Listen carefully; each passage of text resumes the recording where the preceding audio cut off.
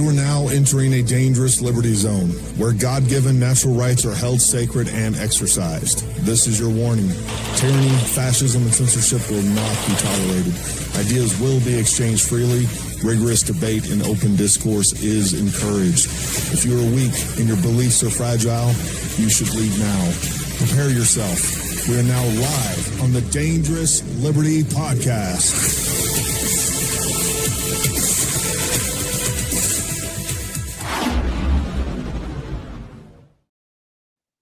All right, folks. Happy Wednesday out there, everybody. Thanks for tuning in. We got a great show for you tonight. I was just laughing at my new intro.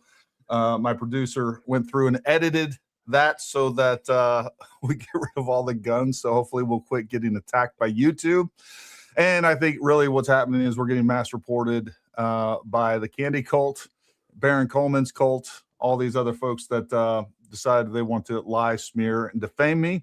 So anyways, we will continue to work through those issues. It's not going to stop us. We're going to keep going. And I appreciate all of your support, regardless of all the nonsense. And we do got a great show for you tonight. Thank God. I'm going to avoid talking about Candace Owens at all. We got so much going on in the world. I do think that, look, you all, us, and many others are having an effect on that whole thing. And just like I've said from the beginning, I think it's important to call out lies, to call out evil when we see it. And that's what we've been doing. We'll continue to do it. But tonight we're going to take a break. We're going to talk about some real politics, some real issues here in the United States. I got a great guest. I'm going to introduce him in just a few minutes. But I do want to say hi to everybody over in the chat. And also make sure that you guys like, subscribe.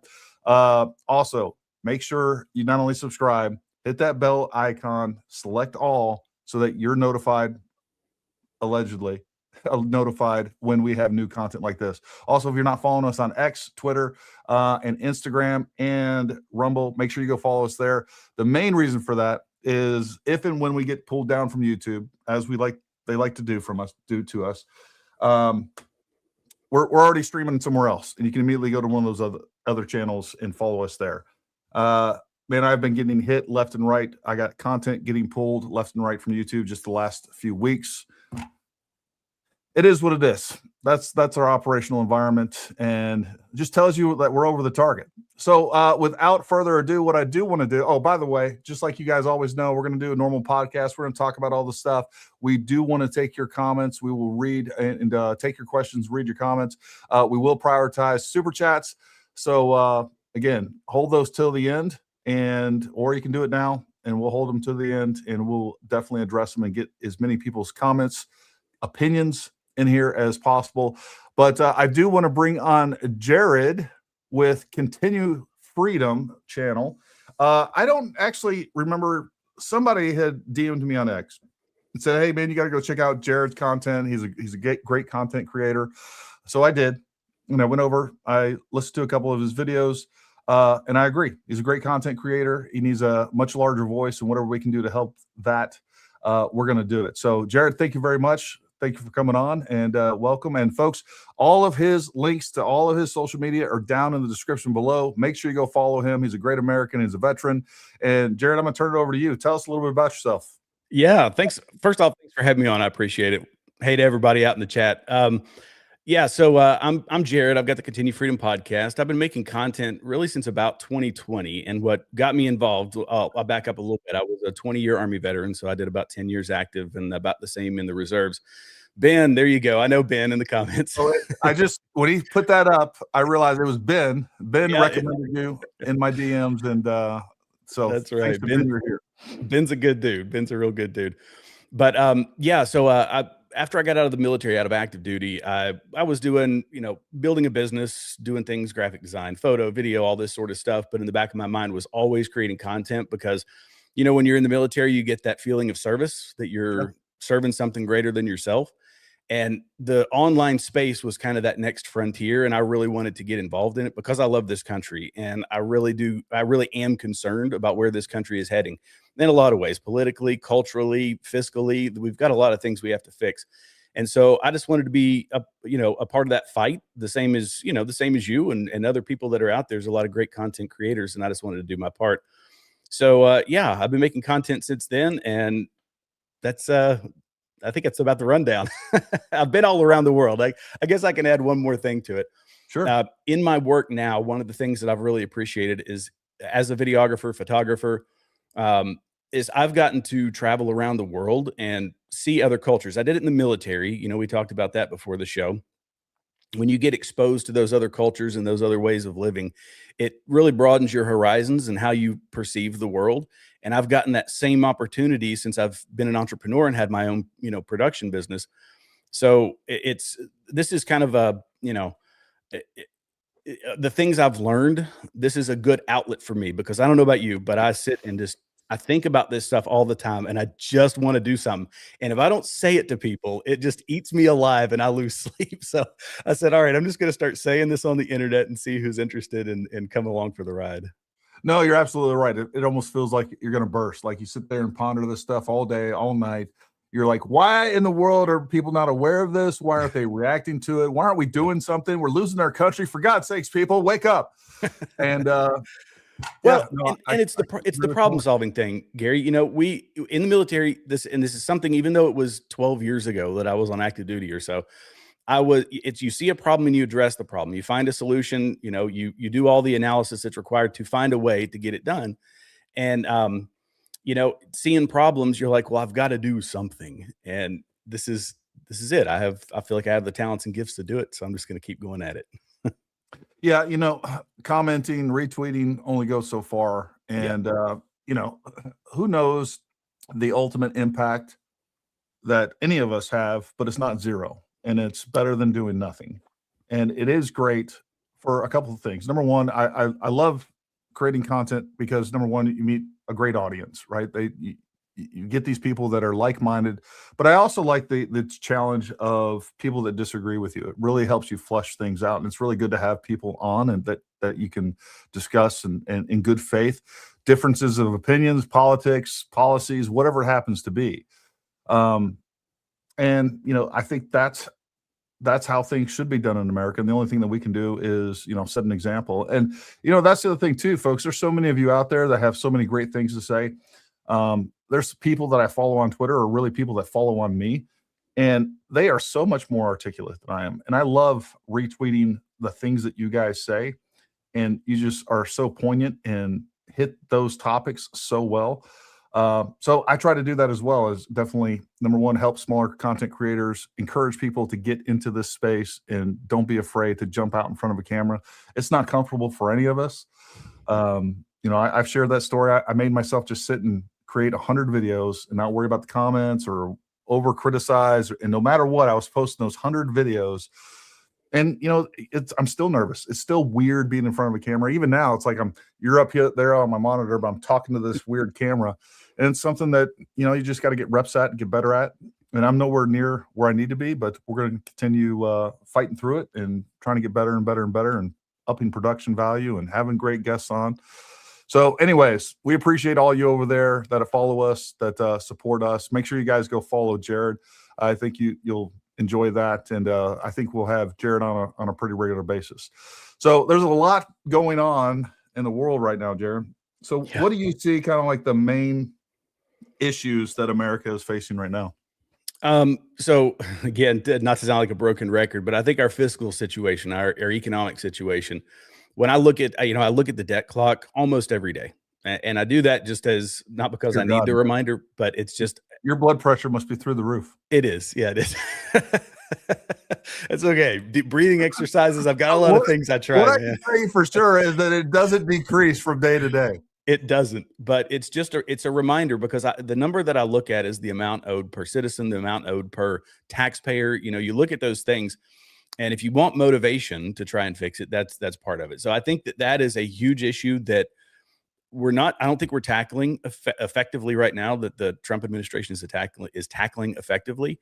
He's doing some things, you know, the tariffs and all that, but I think it's a problem that has a long way to go before we fix it. The immigration problem is, I think, gargantuan, and I know we're going to talk about a lot of that tonight, but it ties to the fiscal problems as well, to our economic situation. You know, the tax burden on the American citizens, the crime, the fraud, you know, the fraud, waste, and abuse is something that I've done multiple videos on, and that one concerns me greatly. But I could go. I've probably got a list of 20 things, and if you want me to keep going, I'll keep going. Oh, you Those keep are going. those are two big ones. I think that politically, I'm still concerned about the Republican Party or the conservative movement. I don't want to say the Republican Party because we felt like Donald Trump was getting us away from the uniparty because they were all fighting against the guy, and what the movement that we had, that's being fractured by people like Candace Owens and other commentators that are splitting us on issues that should not be splitting us, right? That things that we can agree to disagree on or that we can debate, but it doesn't have to bifurcate the whole movement. That concerns me. And then I always go to the cultural stuff. Where the left, the political left, has really been whooping us is their control over education from the start. If I was looking at numbers the other day, and you look at teachers that K through 12 teachers are still overwhelmingly, even though the numbers are smaller, it's like 60-70% are left wing, and left wing is becoming more ardent in how they're indoctrinating kids. Sure. So they get it in high school, they get it in college, but here recently, most recently, I've looked at families, man. Families, moms. I watched a mom. It was a TikTok, and they do this to get the clicks and the likes, showing her kid the Alex Pretti shooting and giving her analysis of it. And I thought, this kid is way too young, first off, to see that, but that's a form of indoctrination. And so it runs the whole span. And if we don't start, driving wedges into these things or fixing some of these things, it snowballs, and you get what we're seeing in Minneapolis or what we saw in 2020 after George Floyd. It snowballs, and it keeps going and going and going. So, well, education is definitely a big issue, and that's where the left is winning. And this goes all the way back to Soviet Russia and some of the things that they implemented and some of the strategies that they implemented. Folks, if you think about this too, let's say we have two generations of people that have been indoctrinated left-leaning or far left. Now, those people have 3 kids, and now they're going to indoctrinate their kids. And on top of that, send them to schools that are going to indoctrinate their kids. That's why we're losing. Like, we are not making gains in the political right. We weren't until Charlie Kirk, and that's why they had to kill him. And like, that was the first time that we had a genuine conservative revival amongst the youth. And of course, we saw what happened with all of that. And now they're completely trying to finish destroying TPUSA. And it's all part of the strategy. And these are leftists, these are communists, these are people that don't like America, that put their ideology before patriotism, before their country, before all other things. And a lot of these people want like this one world government where we have globalists running everything so that they can enforce their ideas, their leftist ideas upon the American people. That's what the UN's about. That's what NATO's about. It's really concerning, but that's where they got us for sure. At the beginning is with education, and now they're trying to bring it all the way down to pre-K and everything else. Yeah. And I look at it from, I don't know where you sit on faith, and it really, I guess I would say it's kind of irrelevant, but when we look at, Christianity, what used to be such a serious force in this country. And that's the thing that one of the first things that socialists and everybody quash, socialists, communists, all of that stuff. And that's one thing that's been taken out, and it's starting to skew our moral framework. And even people, you go back to the founding fathers, they weren't all, Christian people, but they understood that the morals and principles that came with it was the best prescription to write a constitution and develop a government around. And that's something that they obviously have to quash and are successfully doing. So morals, even within our society, are so screwed up that, kids don't, when they turn around, who they look, where are they getting their moral framework from, their worldview from? It ain't from, you look at a socialist worldview, or you look at moral relativism and all this other stuff that they love to pitch. It's a pretty skewed worldview, and you get confused kids, and they become confused adults who become violent offenders or protesters who don't even know why they're protesting or whatever. You know what I mean?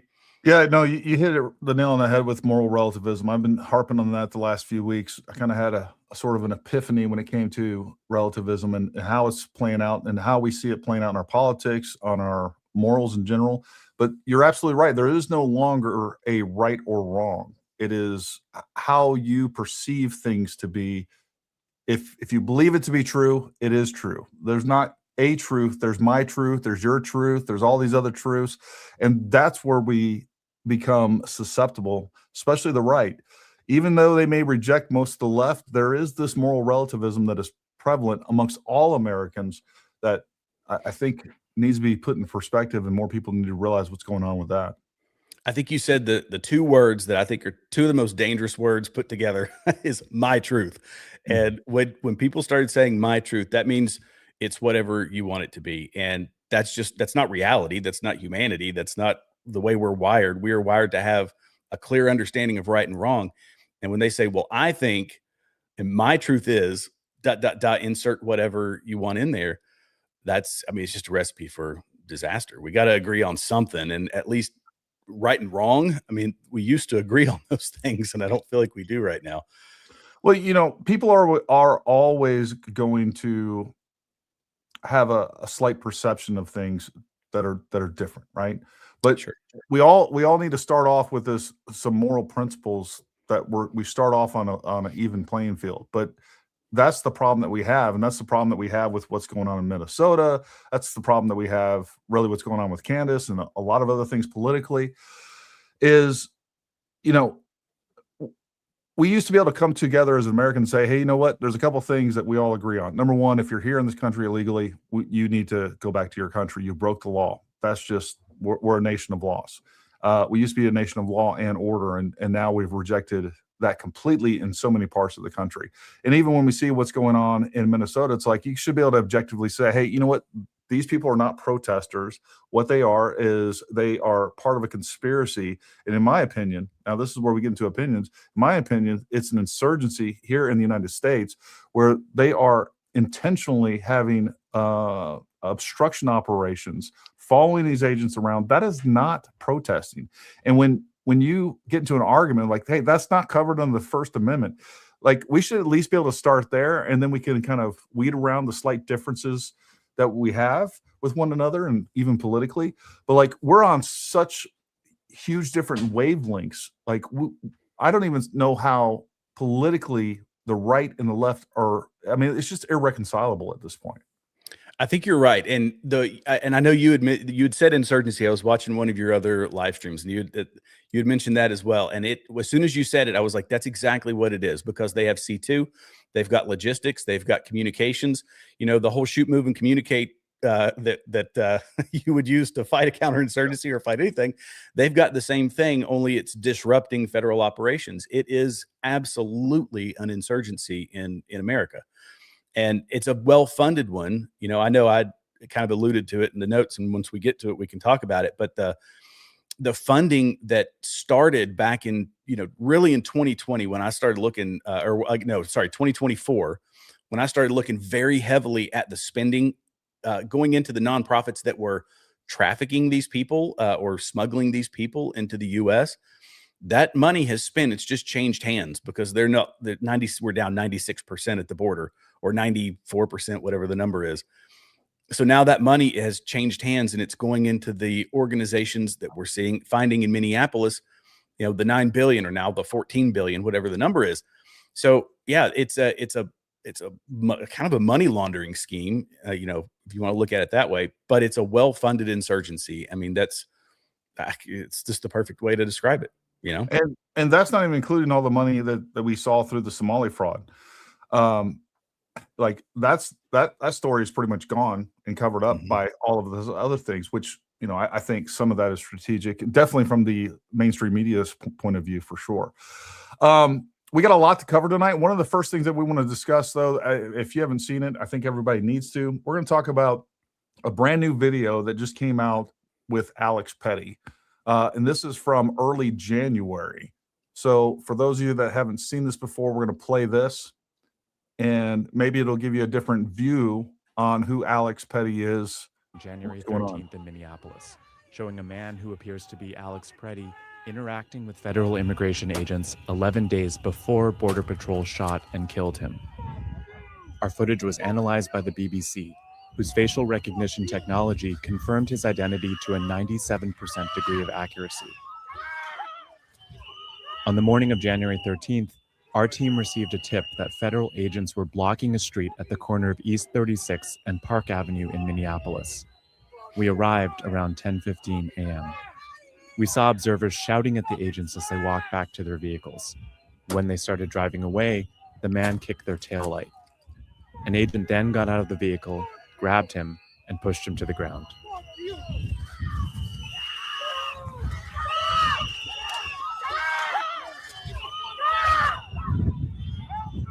During the altercation, agents fired tear gas and pepper balls into the crowd. They continued to hold the man down before they retreat, and he walks away.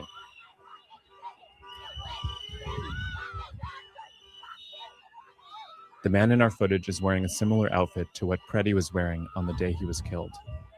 What appears to be a gun is also visible above his waistband. I'm going to try to capture that, but you can definitely see that he is wearing a gun at the above his 5 o'clock, just like he was when he was actually shot. Oh, there it is. There it is. So Wow. This is what's going on. So is this the altercation where he broke his rib? I don't know. I don't know. And this is, when it comes to that, that was a claim that he made on the internet. Hey, I had a run-in with the cops and they broke a rib. I don't know if that's true or if he was, that was a hyperbolic statement or whatever else. Okay. Gun is also visible above his waistband.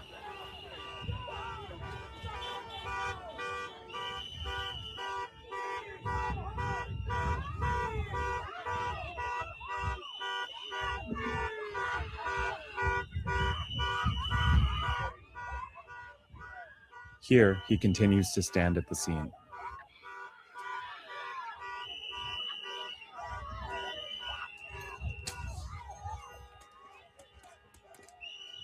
On the day he was killed, the Department of Homeland Security claims Pretti, a 37-year-old ICU nurse. All right. So that is what we have with that. Now, here's a couple problems that I have with this, and I'm going to go ahead and criticize ICE a lot right here. And that is, number one, this guy should have been arrested. He should have been arrested for felony obstruction. He was violently resisting arrest there. He was doing the exact same thing that he did on the day that he was killed. He was trying to stand up when they're trying to hold him down. They clearly saw the gun. They didn't engage him. So, what I'm pissed off about a little bit is that this continues to be turned into a First Amendment or Second Amendment issue. It is neither. I 100% support his right to be able to carry a firearm whenever and wherever he wants legally. And I also don't believe that you should have to have any sort of permit to do so. You shouldn't have to have any specialized training. That's not what the Constitution says. That's an abridgment on our rights. With that being said, I think we all agree that you shouldn't carry a gun in the commission of a crime. And every day that he's making contact with people on Signal, which he is, it's now been established that he was on the Signal chat. He's part of this conspiracy to go out and obstruct law enforcement. That is premeditated crime that you are now. It's always dumb to carry a weapon when you're committing a crime. It's really dumb to carry a weapon when you're committing a crime that involves with confronting law enforcement on a daily basis. So this is not a Second Amendment right issue. This is not a First Amendment right issue. He should be able to carry a gun anytime that he wants, except when he's committing a felony, because that right there was a felony. It was at least malicious mischief as he's kicking that vehicle. So, and there's probably 3 other charges that he could have got stacked up on him, from the law enforcement perspective. So what should have happened there is he should have been taken into custody, charged with a felony. He would have been in jail at a minimum. Even if he got out of jail very quickly, he should not have had a firearm going into the other day when he was actually killed, or he would still be in prison or in jail waiting sentencing, waiting a hearing, whatever's going on. He would have been taken off the street. So my big criticism of ICE or whoever that was, I don't know if that was Border Patrol, ICE, either way, it was DHS agents. So that's my biggest criticism. He should have been handled there back in January, and then, at the beginning of January, and he wouldn't have been killed later on in January, as far as I'm concerned. Yeah, I mean, I think you're on point, and this is in us clarifying the narrative that we're being fed by the mainstream media and everybody else. The fact that he's just an ER nurse. They always go to the the guy had a profession that was a service related profession. They're going to hang on that. They're not going to hang on the fact that he's a repeat offender, which is now clear. He's a repeat offender. He is a violent person because now he's done 2 violent acts that are well documented and well visible. And, he's predisposed to violence. That's understood. And it shows some level of intent. I mean, he was doing it then. He went back again to do it. And I'm not saying that he necessarily intended to, unalive somebody or delete somebody using his firearm, but he knew what he was doing. He knew he was going, like you were saying, he's going to an event under the auspices of being a First Amendment guy. And he's just there, holding a sign. Well, it's not what he's doing. It goes back to the insurgency argument that you were making, that armed insurgents, they seek to do harm. And if given the opportunity, they will, by any reasonable measure, we can assume that they would use that firearm against an ICE agent. I think that's why, and you could probably clarify this. I've gone back and looked at the footage. I don't think he realized that his firearm had been taken. It looked like he had reached back for it and it wasn't there. And then of course the whole thing, everything proceeded from there, but that's what I've pulled from it. Anyway, neither here nor there. He's a guy predisposed to violence. I should have picked him up. Destroying a government property, at the very least, for busting the taillight out and, spitting at the cops and all of that stuff. They have reason to arrest him, even from the most minor things. No, 100%. And then,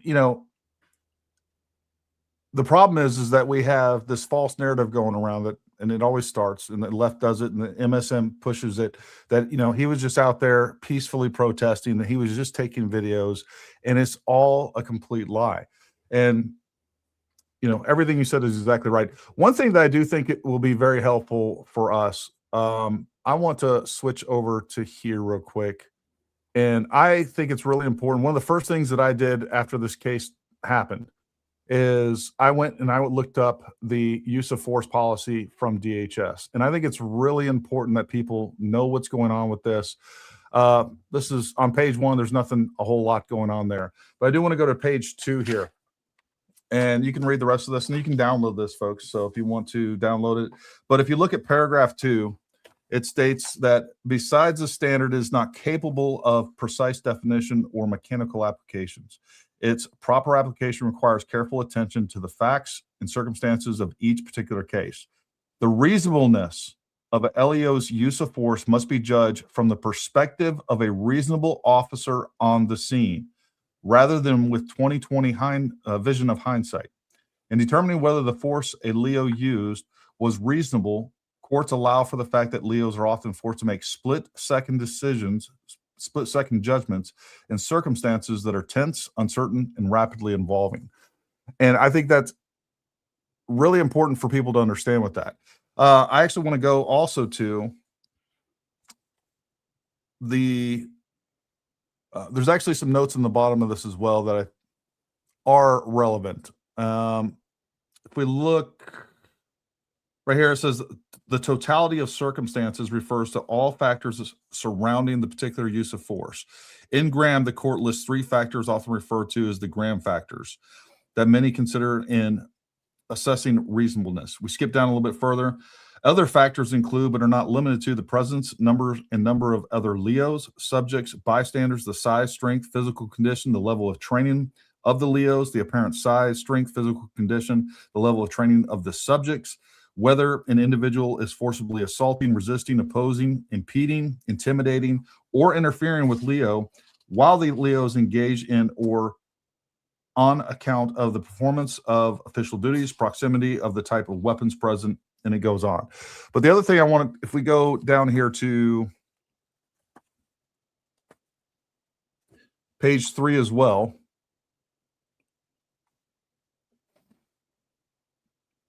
additional considerations. DHS LEOs are permitted to use force that is reasonable in light of totality of the circumstances. This standard does not require LEOs to meet force with equal or lesser force. DHS LEOs do not have a duty to retreat to avoid the reasonable use of force, nor are they required to wait for an attack before using reasonable force. It goes on to talk about, let's see if warning and disabling shots. Let's go to page 5. And this is more relevant to the Renee Good incident.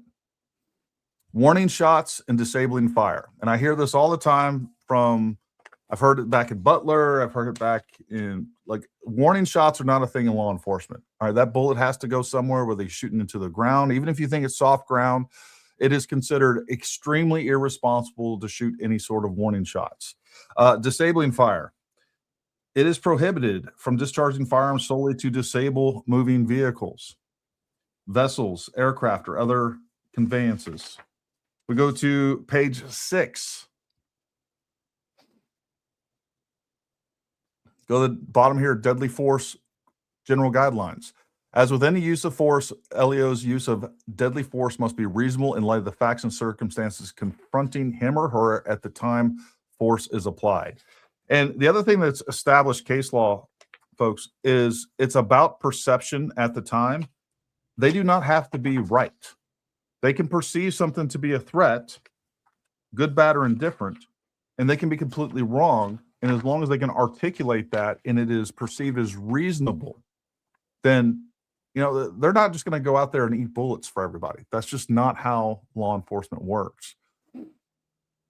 So I think it's really important that people understand that. It is, in going back to the main comment here, because I hear everybody, you know, talking about, well, if you look at this, you look at that, you know, what I believe to be true and what I think should happen. That's not what the standard is, folks. The standard of reasonableness of a LEO's use of force must be judged from the perspective of a reasonable officer on the scene, not from you that's an accountant that has never done anything from a law enforcement perspective, and not even from other law enforcement perspectives. It has to be somebody that seems reasonable at the scene, because they're the only one that can understand the operating environment, what's going on around them.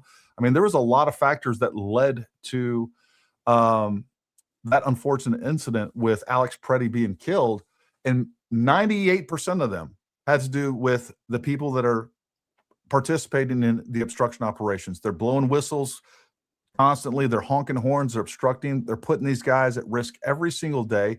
Really what we're expecting ICE to do is to do riot control while they're trying to execute lawful operations. And that their job, and that is to take illegal immigrants out of the country and make sure they're arrested. And the other thing I want us to look at, we've had 2 incidents of lethal force used in, I believe both of them are in Minneapolis proper. But regardless, they were both definitely in Minnesota. Last year, from just February to July in Texas, we had 27,800 illegals arrested, and I can't find one single case of a deadly use of force in all those instances. And that's because local law enforcement, by law, by Texas law, they have to assist federal law enforcement. So they're the ones going out there to get these criminals. If we have federal agents going out to get illegal immigrants and other criminals, they're assisting with and making sure that they have security and they can do this stuff safely and effectively. And by the way, they don't put up with lawlessness and people running around trying to obstruct it. That's why this isn't taking place in most Republican states. Yeah, the last figure I heard was about 10 times as many were happening in Texas as in Minneapolis. And yeah, no incident, because it's perfect point is that local law enforcement, you're making the situation worse. When you have a sanctuary city with a law enforcement agency, whether it's your state police, local police, whoever, that say we are not going to help, we're not going to assist, and in some cases we're going to impede or make sure that we're away from that situation. The federal agents are in greater danger, and it should be the people who are from that area, the police officers from that area, engaging the police from that area, because they know the people in that area. And that should be part of their job, aside from securing it, is you can keep those people at ease. Like, look, hey, we're just here to get the illegals. You can talk to them on their same level. They don't look like an invading force that's coming in, because that's how these people on the left see it, even though we know that's not what it is. They're just there doing their job, which is to enforce federal law. So it actually makes the situation far worse, far more dangerous, I believe. When you've got governors like Walz and mayors like Free, and and it's in other places too. I haven't heard a lot from places like California or Chicago. I know Chicago has had some incidents in the past, but they've been more or less quiet, I assume, because the weather It's the protesters they're getting out in cold weather up in Minneapolis, but they're not dealing with snowstorms. But it's been fewer issues up there than it has been in Minneapolis, of all places. Minnesota rather. Yeah, and now it's been reported Tom Homan is coming to Minnesota. It's been reported that Waltz has talked with Trump. They're going to try to de-escalate things, and it's also been reported that ICE on the ground has been directed, and the border security agents there have been directed not to arrest any non-violent illegal immigrants. What's your thoughts on that? I totally disagree with that. I do. This is something we can't back away from. We're talking about tens of millions of people that have come into this country, and making concessions like that is not going to solve the problem. And I will say that the number that they talk about the number that have been physically deported, arrested by ICE and deported. That number is pretty low.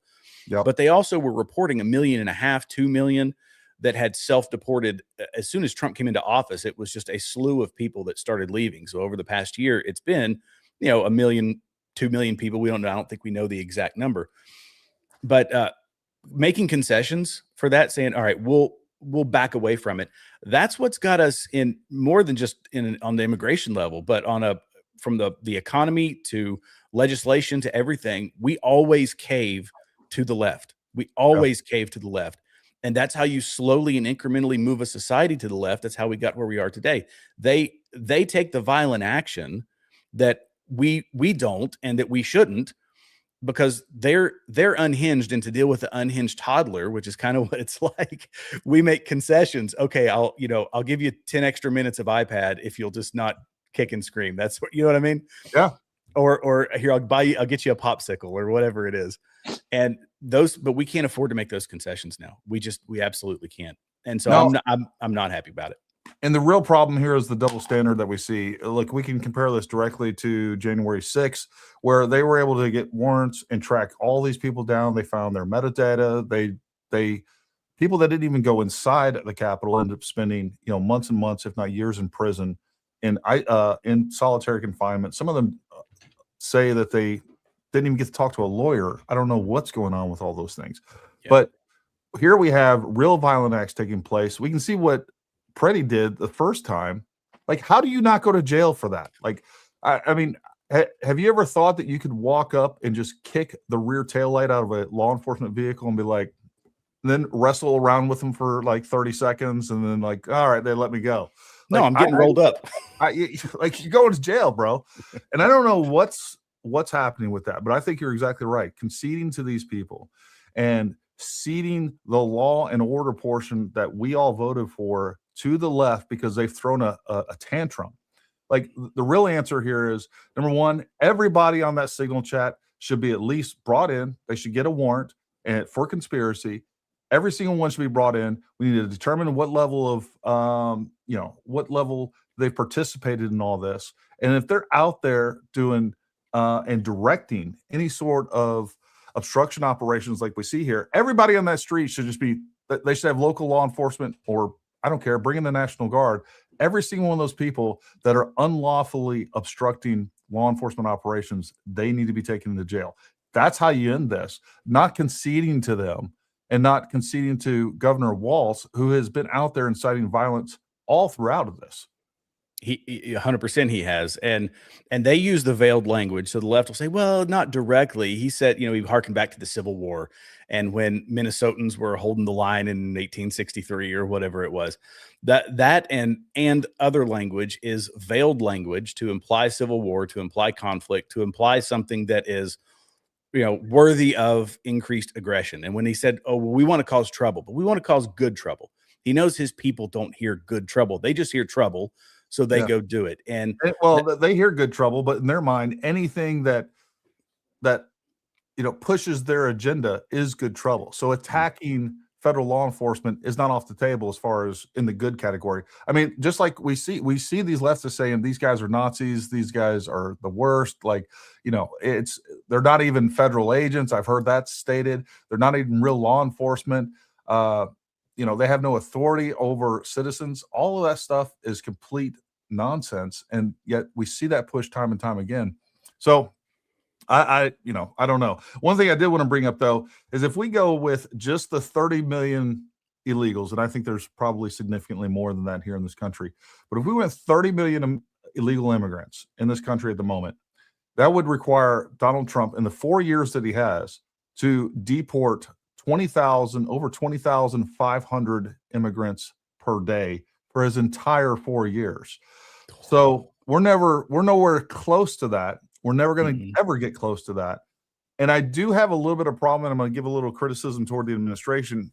I do feel like even these operations, which are not that broad, is really pandering mostly to the right and saying, oh, look, we're deporting people, but not at the level that they should be. And if we're serious about getting the vast majority of illegal immigrants out of this country, which we should be, it's nowhere close to good enough as far as I'm concerned. I'd never thought about it that way, but I could see where you're coming from. The pandering piece of it.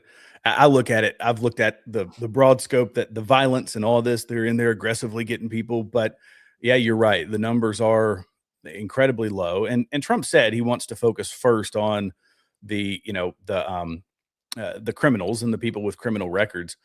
But I think there should be some sort of underlying message that says, we're coming for everybody, at least to scare them, use it as a scare tactic, and say it's still available, by the way, for them to use the CBP-1 app. Isn't that what it's called? Yeah. Through the CBP.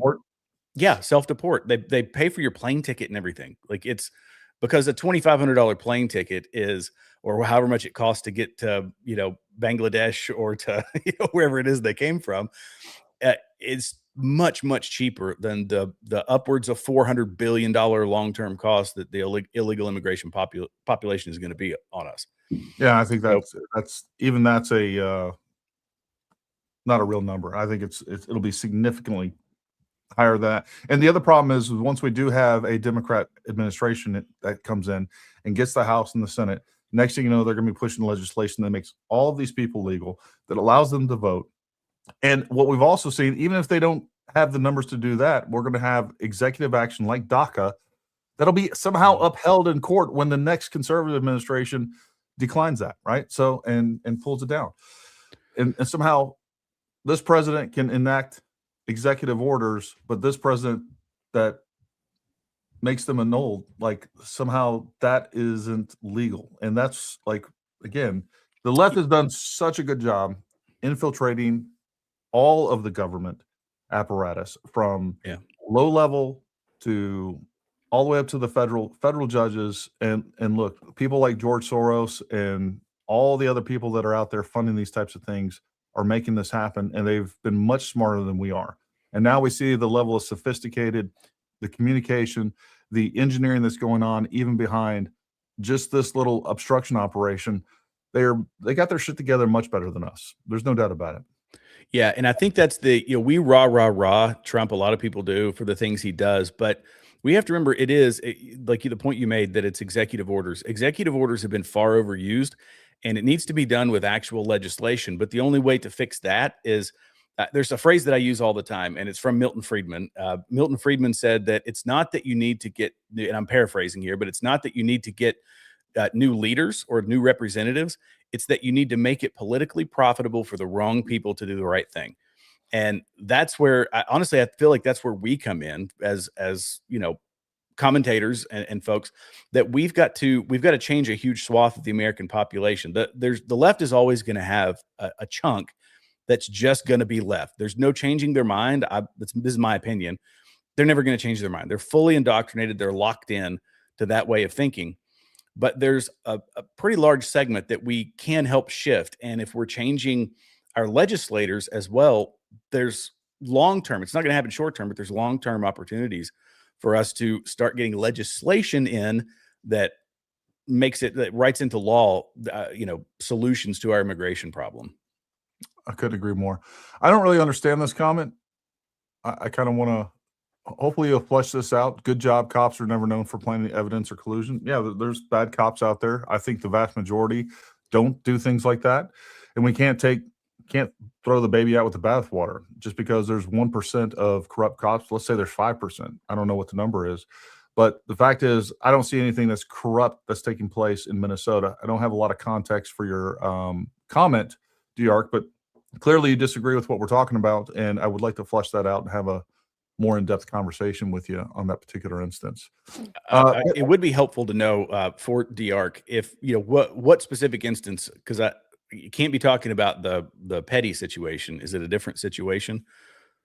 As far as planting evidence, it's making a.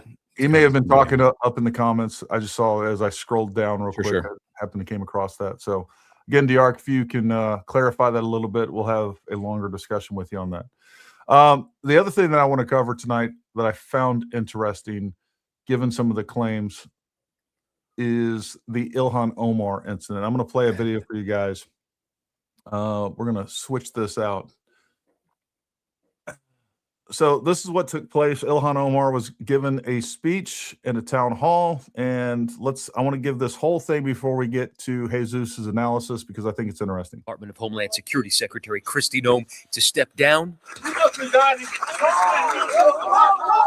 Police say 55-year-old Anthony Kamirzak charged at her during that town hall Tuesday night, using a syringe to spray an unknown substance before being tackled to the ground.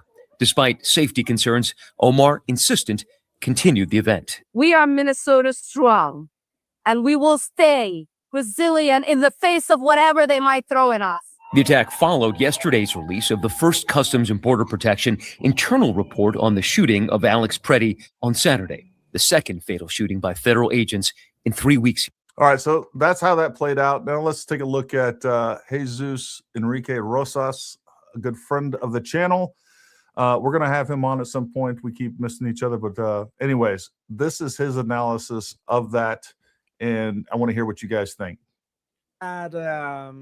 Whatever happened to Ilhan Omar, that this guy threw some kind of liquid on her, and her reaction, people are saying that this was staged, that this was faked. Oh, she's Somali. So, yeah, there's a non-zero chance that this was a stage, but was this really staged or not? That's what we are going to address right now. And by the way, I don't support any of these attacks. I think that the real battlefields should be of ideas and not throwing things at people. We should battle their ideas, not the people. That is the single most important thing that I can tell you about this.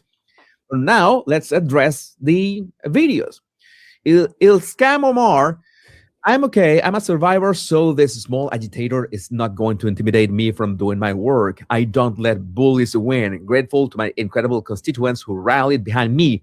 Minnesota strong, okay? Yeah, that was, I, for one, I am glad that nothing happened to her. It was, the liquid was nothing, but let's address the real circumstances. Breaking, unknown individual just charged up to Ilhan Omar in the middle of a town hall event and sprayed her with some kind of substance. Let's see. This is one of the videos, and let's see all the angles. And DHS Secretary Kristi Noem must resign or face impeachment.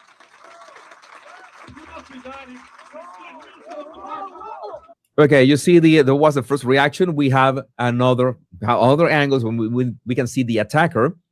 It's going to be the first one. And she had just said that Kristi Noem should face impeachment, right? Impeachment. She has said that? Kristi Noem must resign or face impeachment. Kristi Noem must resign or face impeachment. It is, of course, interesting. I'm just going to say that it's interesting that the attack occurred at such a precise moment of her speech. It's not a yellow flag, not a red flag either, but it's interesting. She's going to address, it was interesting. So that's when the attack happened. Impeachment.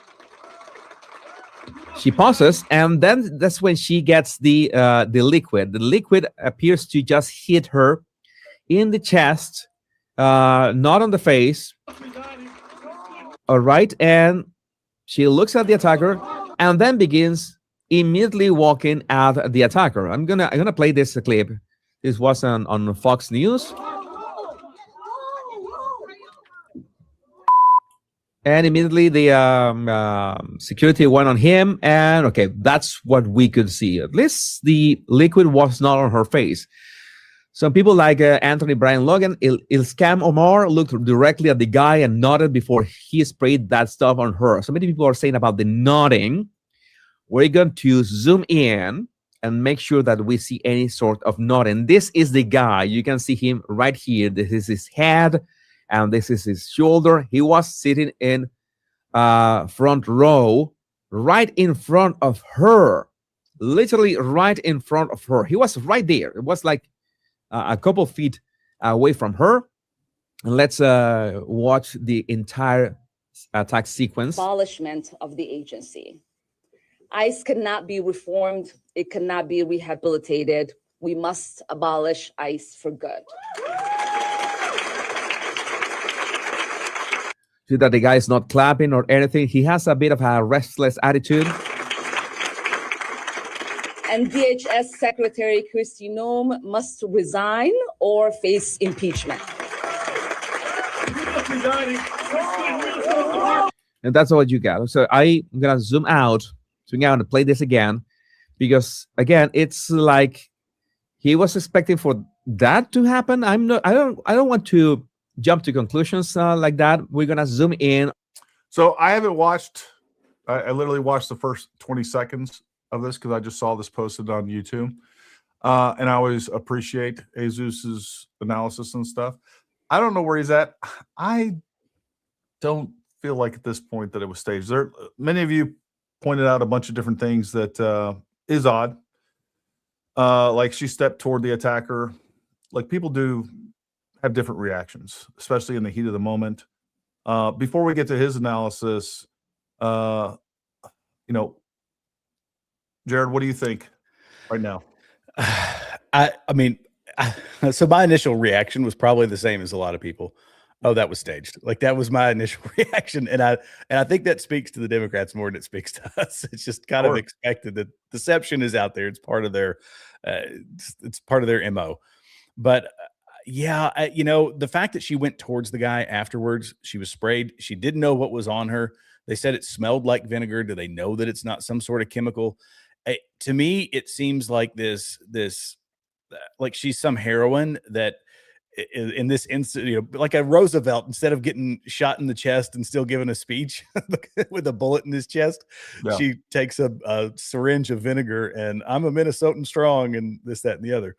It just seems a little too perfect, but I'm willing to sit and say, you know what, let's assume for now that it was somebody who doesn't like her. It was a legit, and that's bad because it's typically not us that does those things, by the way. That's why, that's another reason that I think my reflex was, this just seems too, And we're also assuming, or many people are, that this guy is some sort of right winger. I mean, he could be a left winger that isn't happy with her, or just a deranged person altogether. I don't know.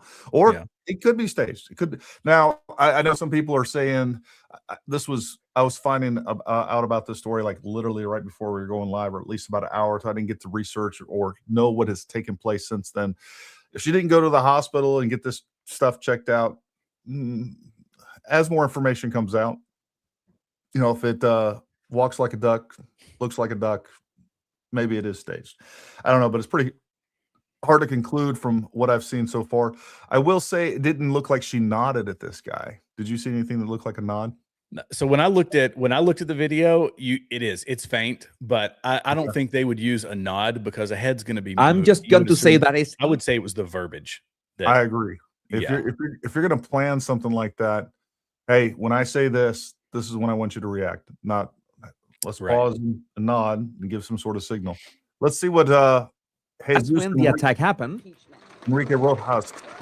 She pauses, and then that's when she gets the liquid. The liquid appears to just hit her in the chest, not on the face. All right, and she looks at the attacker and then begins immediately walking at the attacker. I'm gonna play this clip. This was on Fox News. And immediately the security went on him, and okay, that's what we could see. At least the liquid was not on her face. Some people like Anthony Brian Logan, Ilhan Omar looked directly at the guy and nodded before he sprayed that stuff on her. So many people are saying about the nodding. We're going to zoom in and make sure that we see any sort of nodding. This is the guy. You can see him right here. This is his head, and this is his shoulder. He was sitting in front row, right in front of her, literally right in front of her. He was right there. It was like a couple feet away from her. And let's watch the entire attack sequence. Abolishment of the agency. ICE cannot be reformed. It cannot be rehabilitated. We must abolish ICE for good. See that the guy is not clapping or anything. He has a bit of a restless attitude. And DHS Secretary Kristi Noem must resign or face impeachment. And that's what you got. So I'm going to zoom out. I will say from that perspective, and I don't know, maybe at this point I'm biased a little bit, it looks a little more staged than it did from the other perspective. So we're going to play this again because, again, it's like he was expecting for that to happen. I don't want to jump to conclusions like that. We're going to zoom in on Omar's face, but let's take a look at this from both angles because the angle changes. They have many cameras. That is very convenient. Face impeachment.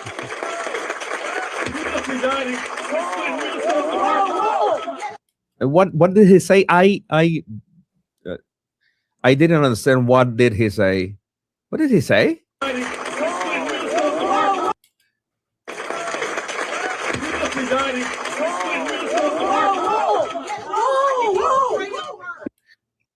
What I will say on that, now that I'm looking at this too, is she stopped speaking altogether. That is interesting. Yeah, it was a very it was interesting. I say a couple of things that are interesting. First is the way that he stood up. He went to attack. Like she's not talking at all there, and it's like a good second and a half in the middle of the speech. That's her with the liquid, and just they pointed on her chest. Okay, I'm not gonna say that I was expecting it to point at her face, but that is usually what this kind of attacks do. Even if it is great that it's not acid or anything of that, thank God. But it was that you have a syringe, you could aim to, I don't know, make it the attack more spectacular. You're gonna get arrested either way. The liquid is harmless, so why not just spray the liquid on her face? So it seems that the liquid had this full odor. Was interesting. So that I found that odd. Second, the way that he stands up or face impeachment.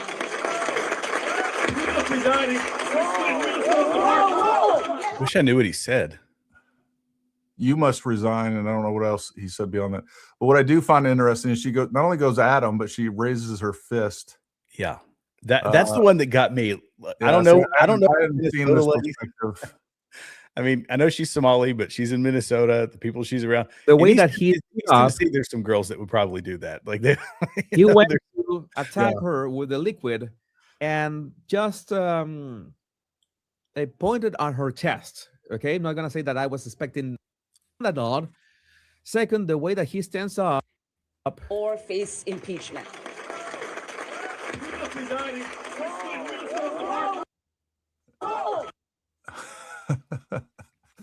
Like she waits till the security to grab him, and then she can get closer and raise her fist. I've seen girls in bars do that before. Yeah, I know. Guys in bars do that before. Once security grabs the dude, then they get real tough. It's the one where you get your friend, you're like, hold me back, hold me back. Yeah. And she immediately, I think even before we address the nodding, I would say that the way that she instantly, I wouldn't say that not even 1 second in, she begins walking towards the attacker. I found it really odd. Why? Because you always need a couple seconds to process what is going on. And that couple seconds, 1 or 2 seconds, that you're startled, you are processing, your brain is processing what just happened. Adrenaline just hits you like a ton of bricks, and that's when you basically act. Okay, you can act in a number of ways, and I have to say this.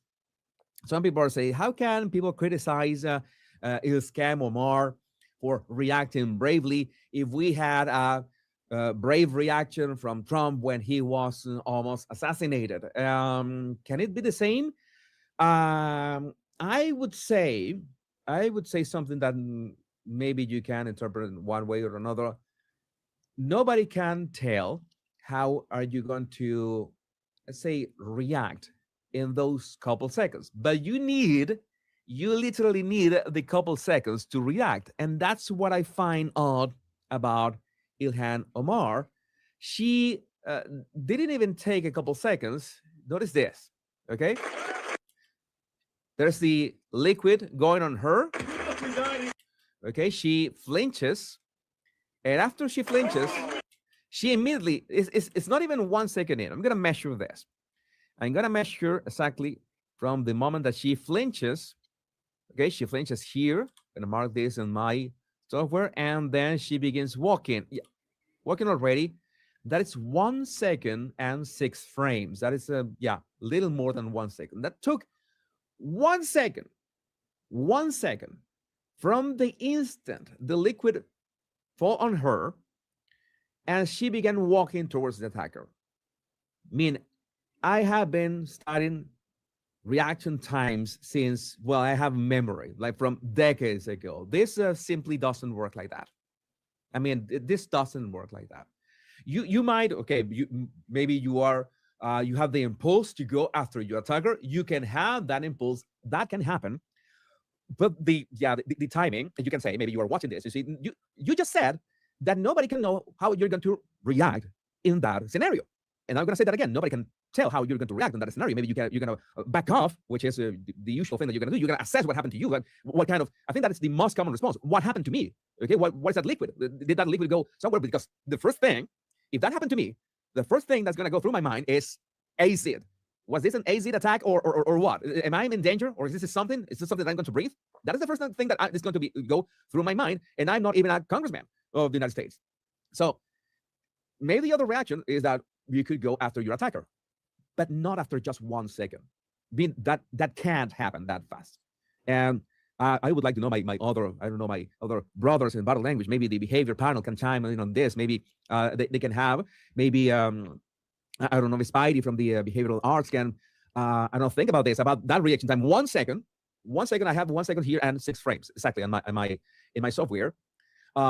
In my opinion, in my professional opinion, that's not enough for you to process everything that just happened to you and just go for it. Go at the attacker, which is basically still holding the syringe on his hand, is yelling at you. So at any moment, you don't know what is the liquid that he just threw at you, and he could aim for the face this time.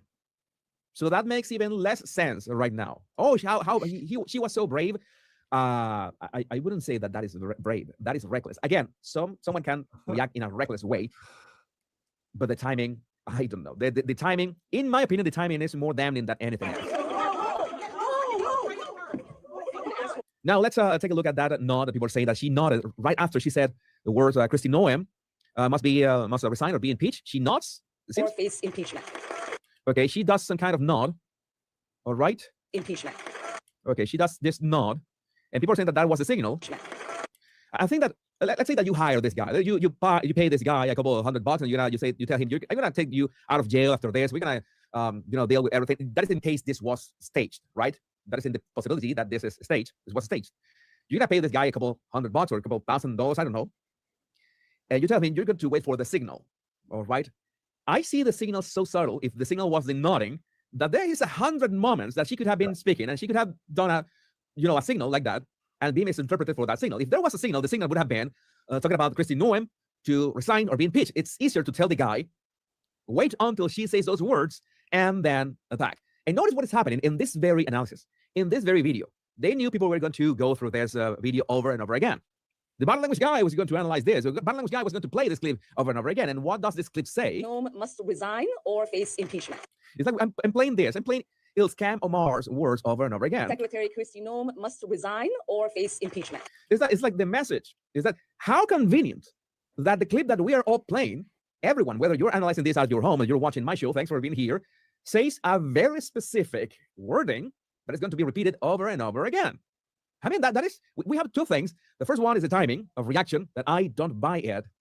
The nod, I wouldn't even qualify that as a yellow flag because this is an easier signal, which is when I say, Kristi Noem, this and this, then go for it. If it's the stage, I'm not saying that this was absolutely staged, but we had two things that that basically are way too perfect. All right, I'll tell you, freaking Jesus convinced me. Definitely increases the likelihood. And I agree that the biggest thing here for me is that she says that and then she stops. And then the guy almost kind of like, he kind of stutter steps a little bit before he goes forward. But then, yes, her going after him and just raising her fist up, it does appear to be like an attempt to, I don't know, remake the January, the July 13th moment with President Trump. I don't know. What's your thought, Jared? Well, and sprayed on her shirt. Where most people, it's going to be in the face. It's a meaningful thing, but she can't continue to give a speech if she's got vinegar all over her face and all of that sort of thing. So, yeah, to me, the whole thing seems fishy. The timing of the verbiage, what she said when it happened. I don't know exactly what he said. I don't know if that was established or not, but you have to resign, I think is what I heard him say. You need to, I think he said, you need to resign and be impeached or something along those lines. Right. He's not wrong, but, but that's, the whole thing, it just seems weird. He's wrong for doing that. I'm saying he's not wrong for saying she needs to be impeached or resigned. But, yeah, I don't know. I'm willing to stay with, okay, this was just a deranged guy until I see something else. But boy, the timing is convenient. Yeah. And what better way? We're watching all this violence with the left. They need a win for them on their side to say, see, this is what we said about those people over on the right. A guy who looks half drunk, as their scapegoat, it kind of checks some boxes for them. Yeah, no, it does. And they can say that, especially if, they can establish that he's a right-wing voter or whatever else. I don't know what else is going on with that. Well, so all the elements I think we agree are there for it being staged and fake. Can I make one other on this one?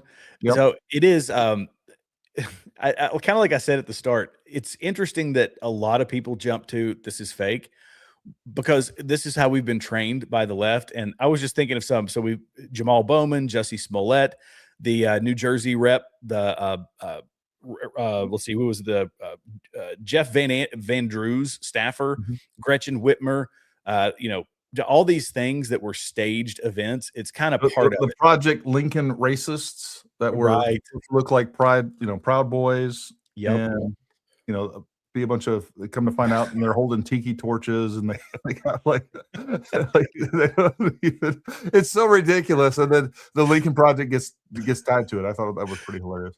Yeah, that was pretty funny. But they go with the stereotypes. It's always so almost too obvious that it's something that's either staged or faked or whatever.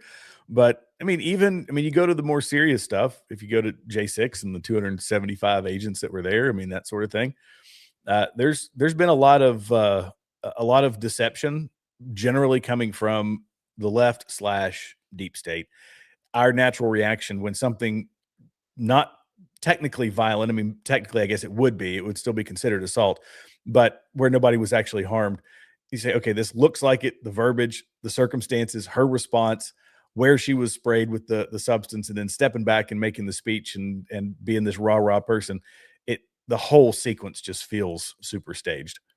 Well, and cognizant dissident media brings up a real good point too. We've kind of analyzed what she did, what the attacker did, but we didn't really take a look too long at what security did. And I agree with this. Chances are they have many more security personnel than just that one guy would think they would. Maybe that was all they had. I don't know. But the fact that there's only one that kind of gently brings him down to the ground, that guy would have been slammed usually, and we would see a dog pile of security personnel jump on him, trying to secure him and figure out what was going on. But the big things that stand out to me is the fact that she makes that last statement and just waits. And then on top of that, they're not concerned about whatever this substance is on her. Like her security, whatever she has, her security should have been like, look, we got to get you to the hospital right now. We have no idea what that substance was that was sprayed on you, and we need to get it checked out right away. The lack of urgency there is a little suspicious, I would say. They roll heavy. They actually roll pretty heavy. When I was up in DC, I've been up a couple of times for some things happening at the Supreme Court, and I was documenting just the protests and all this for like the Dobbs decision and other things. And they would come out and make their appearance. So you see Ilhan Omar, Rashida Tlaib, Ayanna Pressley, AOC, all those people come out. They roll heavy because they're big personalities. So one guy, you're right. It's a little weird. Yeah. That is super strange for sure. Treat them like they're POTUS. Folks, we'll open up if you guys have any questions or comments that you want. I'm still going through the live comments on there. Jared, what else? What else you got to talk that you want to talk about? This was one other thing. We were talking about the money side of this, and I feel like this is a good opportunity to basically remind folks of the quantities of money. And this is something I pulled. This is actually back in 2020 or 2024 is when I pulled this data. Because I'm a nerd, I like to go through IRS documents for nonprofits and other things. These people, it's all available. And when we were at the peak, this is why the situation is this bad. That's why I bring up these numbers, that our tax dollars, the federal government, we know it's now, I think it was 500 billion is what was recently reported. It was posted by David, I think it's Kite, 500 billion NGO funding that was going on. I found some of these organizations, and I'm not going to name the names of them, but they were, some of them Christian nonprofits, but they were getting boatloads of these tax dollars. Listen to the side, listen to the growth. It shows the effort, because when you follow the money, the change is the amount of effort that they're applying to it, in my opinion. Here's one. It was previous year was 24 million. It went up to 46 million, and that was 34 million in government grants. There was another one that from 2018 started at 47 million, went 60 million, 61 million. All of a sudden in 2021, 112 million. Then it went to 204 million. It's one nonprofit, and they're this is 179 million in government grants. And another one that was not just here in the U.S., but all over all over the globe. So they were in Central America, East Asia, Sub-Saharan Africa, Europe. They went from, they went from 85 million to 125 million, and 84 million of it was in government grants, 84 million plus. So they were spreading 3 million into Central America and East Asia and the Pacific, Sub-Saharan Africa and Europe. And the whole purpose of these people, or these organizations, was to smuggle individuals and facilitate their movement. So they had nodes in East Asia, Central America, Sub-Saharan Africa, Europe, all over the places to traffic people, get them here. And it was these 9-figure operations. So, and you can trace it over time. If anybody ever gets bored or is curious about one, all you got to do is look up their EIN, their employer identification number, go to the IRS website. They have a nonprofit search and search it, and you can look through all their data. It's really crazy. But I think that the reason we're getting so much pushback is the money. Like, you follow the money, always follow the money. And that this is, again, the numbers were just so massive. It blew my mind. And I just went one right after the other. Here they are. They're all getting government grants. Have you looked at Mike Benz's work? I don't think so. So Mike Benz he covered a lot of this as far as the NGOs, tracking them, where the money went, how the CIA was involved. If you get a chance, and folks, same thing. If you don't know who Mike Benz is, he has spent a lot of time. He was a former State Department. I don't know what he did exactly in the State Department, but I know he worked at a high level at the State Department. He uncovered a lot of this stuff. And I think if you follow his, on top of what you've uncovered, I mean, it gets even grosser. This is really, his work was the reason that Doge was pushed, and why USAID was closed down because it was just rife with corruption.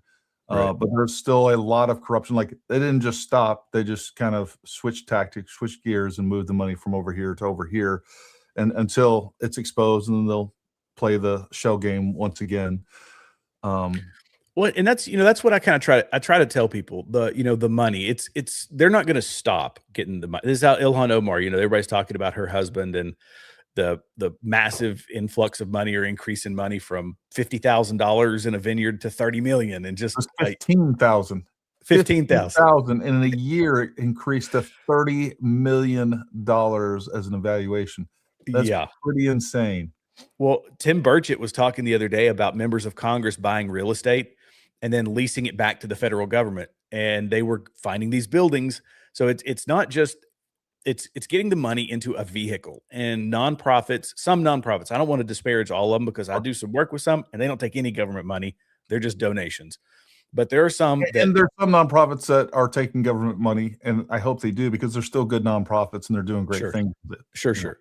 Yeah. But there's others that have nefarious intent, and it is a very effective vehicle to move money around, even though it's out in the open. The average American's not looking at it. They, that's why I spend time on it, so that I can tell my audience, guys, look at this one. Here's something that you don't have to research it. I did. But the same thing goes. It gets funneled into campaigns, I believe. This is how Tim Walz, as soon as he came into the vice president's seat, or as the candidate, right? The DNC got a $34 million injection of money. Tim Walz, the Nebraskan pretending to be a Minnesotan, who's the governor, who nobody knew, and he's got $34 million worth of weight he can throw into a political campaign. Interesting that he's the governor of a state. I can't imply that he's, but the dots kind of connect, that the governor of one of the most corrupt states, what's appearing to be one of the most corrupt states, also had a $34 million injection of money. And where does a guy like that come up with it? So, or a campaign like that come up with it? And the fact is, with these nonprofits and NGOs and things like that, it's really easy to obfuscate what they're actually doing with that money. And at the end of the year, they make sure all their paperwork's in order. They turn it over to the IRS, and everything's kosher. But I do think it is very easy to use this money in very corrupt ways for different political causes, and it's probably very easy to get away with that, for sure. It's definitely something that people need to pay attention to. And definitely, I think you'll really like Mike Benz's work. He's done a lot more on the international NGOs, but he also talked about those same supposed international NGOs that really were formed to help and assist with foreign issues. Were actually a lot of the ones that were actually funneling money into the immigration crisis. They were the ones that were producing pamphlets. They were the ones that were helping people. They were the ones that actually coaching them and telling them what to say so that they can make sure they can get entry into the United States under, the auspices of actually, being a refugee. So, right. Well, and I think people too, and then I'll shut up about it. But I think that people need to understand, a lot of them are doing it out of goodwill. So they're doing it for the right reasons, at least in their own mind, in their version of what's right and wrong. They think they're doing something good, even though it's facilitating something that is illicit. They're breaking the law. They know they're breaking the law. And this goes back to the moral relativism that we were talking about. Correct. And they say, oh, the poor immigrants. Yeah, but the poor taxpayer too.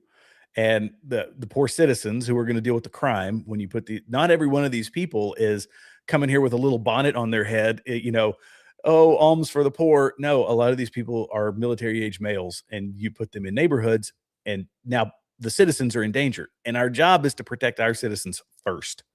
Well, even going back to the money, the real, let's say they come here and they don't mean to, or they have no intentions, ill intentions, right? So what they are going to do is they're going to come and they're going to live on the dole. They're going to be getting money from taxpayer dollars. They're going to be using our healthcare system for free. We're paying for it when most Americans can't even afford their own healthcare insurance and a healthcare plan. That's the real problem, is that it's sucking America dry. And just like we started this entire conversation out with, is like, we have the national debt. We're at what, 36 trillion? 38 trillion. All right. I just looked today. Yeah, we're at 38. And what are we looking at per taxpayer? What's that number? Let's see. Revenue per I don't have debt per citizen is 112,000. Debt per taxpayer is 355,000. And that's sad too. By 112,000 for every single citizen in the United States. That's how much we are actually in debt per person, and Correct. 300,000 for the taxpayer. For each taxpayer. So that's sad in and of itself that we have It's enough just for very- 112 per citizen, but the only people paying for that are the taxpayer, and that's 355,000 in debt per taxpayer. Jesus. Yeah. And our deficit's at 1.7 trillion. So we're spending, this is like always the easiest example is to say we're a house of $100,000 a year household, and we're spending 120 grand a year. Can you sustain that? Well, not until the creditors come. And it gets into a deeper, the economists, when they started throwing out modern monetary theory, I thought they said, look, this one guy, I think it was one guy at maybe Stanford or something like that, came up with this idea. And all the politicians said, this is a great way to look at it because now we can spend as much as we want. It's a theory. It's never been practiced anywhere. Well, meanwhile, we've seen what happens. Look at Venezuela. Their rampant inflation, whatever it is, 1,200% inflation or something crazy. We could look back in history and look at Weimar Germany. They had signs to say, don't put the money in the toilets because it clogs the pipes. They had so much cash that people were using it in the bathrooms in lieu of toilet paper. We know what happens, and they just keep going. So, well, and if that was the isolated problem, that would be a huge problem. But the other problem that we have is that we're competing against China, who's kicking our ass on every level, and they are not as fiscally irresponsible as the rest of the United States are. They're actually they're thinking about the long game, and they're winning. And man, we're so behind the power curve, and people need to look at what's going on. I don't know what to say. Let's jump on some super chats here. Nellie Herman, thank you for becoming a member. We appreciate you. I'm a gal. Yo, why can I only purchase super chat and super stickers? I can't buy memberships. Help. Down in the description below is a link that you go to purchase memberships. So hopefully that'll help out. Click on basically the title of this video down below, and you'll be able to do that. Domsey, always supporting us. 5 Paramount Tactical memberships. Thank you very much. I love seeing my Common Sense creators collab. Thank you. MTX he's been on my channel before. Moral relativism. Afghanistan just reinstated slavery and must send us silent because slavery is only bad when Europeans do it, and only when we did it 200 years ago. We can't outlive that.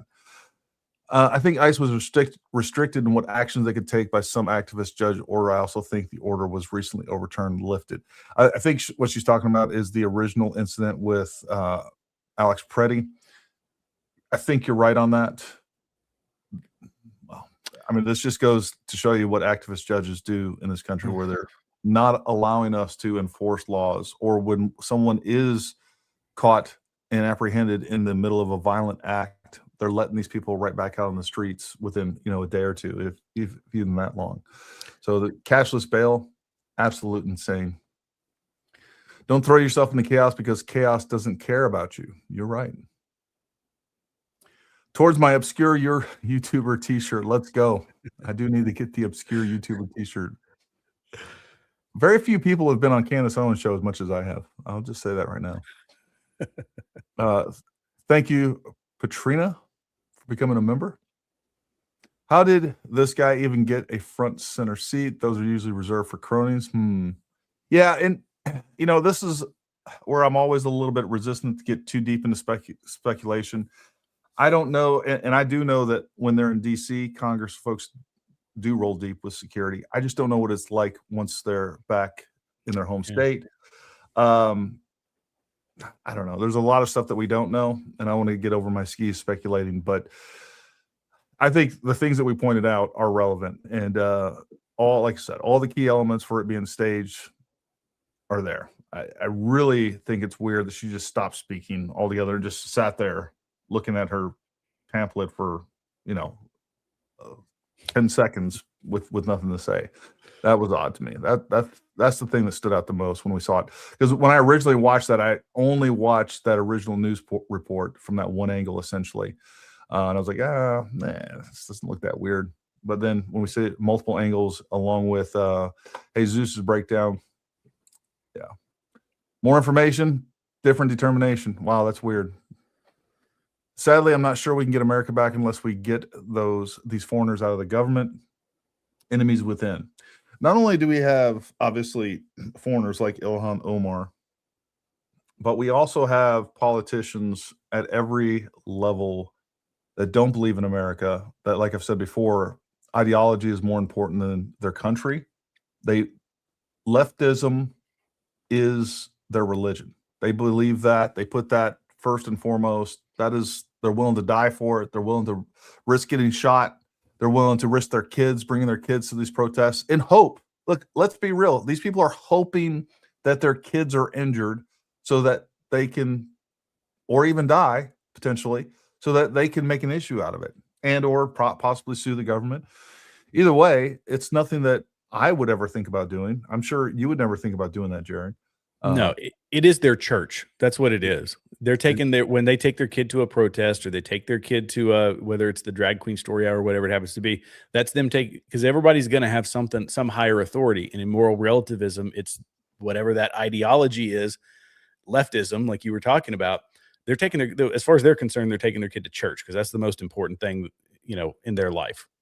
Yeah. And just like you said, that's a Bible lesson when they sit down and they show their kids a video of someone getting shot.